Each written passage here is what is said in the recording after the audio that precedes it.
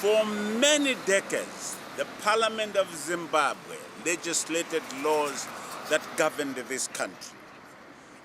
In May 1980, the first democratic parliament of Zimbabwe, which included both whites and blacks, sat in this parliament in May 1980. And the first Speaker of Parliament was Comrade Ditmas Mtaza, followed by quite a number of them, including Nolan Makombe, the current President Mnangagwa, the late Comrade John Como, and Love Momoyo.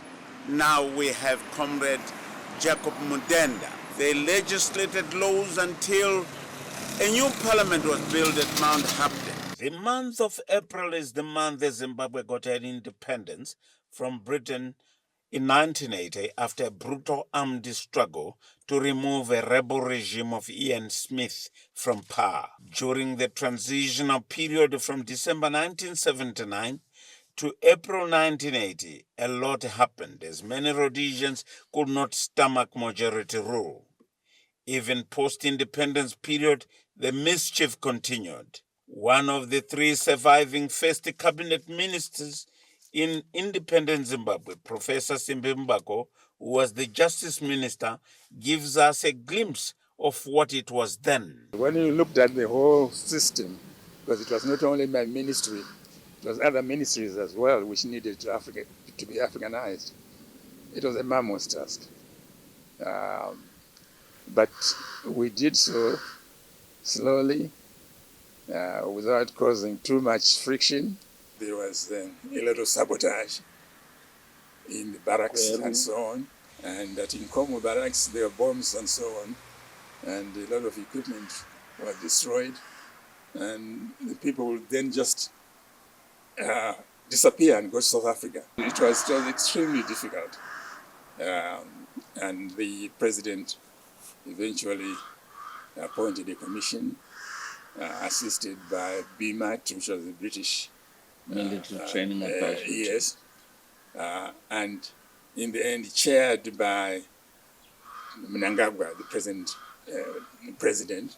The debates in the post-independence Parliament of Zimbabwe back then were robust, though racist tantrums often clouded real issues, as former Rhodesians could not believe that blacks were now in charge of this country, said Professor Mbako. They're much more civilized now than during our time. They're much more civilized, but they're doing a good job, particularly when it came to issues like land, equalization of opportunities and so on. They didn't want that. The Second Republic has had many signature projects that many at home and abroad have emulated. Among them is the new Parliament building at Mount Hampden, opened in April 2022. This very place, initially in 1890, the pioneer column, which colonized this country in September 1890, were supposed to land at this mountain, Mount Hampden. Unfortunately, they got lost and landed at the Kopi near Harare and hoisted their flag at the Africa Unit Square, then named Cecil Square, in 1890 on the 12th of September. So as all roads lead to Nembudzia in Gokwe, people must reflect on the road traveled. They must also know that the Second Republic shifted from the small parliament building in Nelson Mandela Avenue in central Harare to this new place. Ruben Barwe, ZBC News, Parliament Buildings in Harare.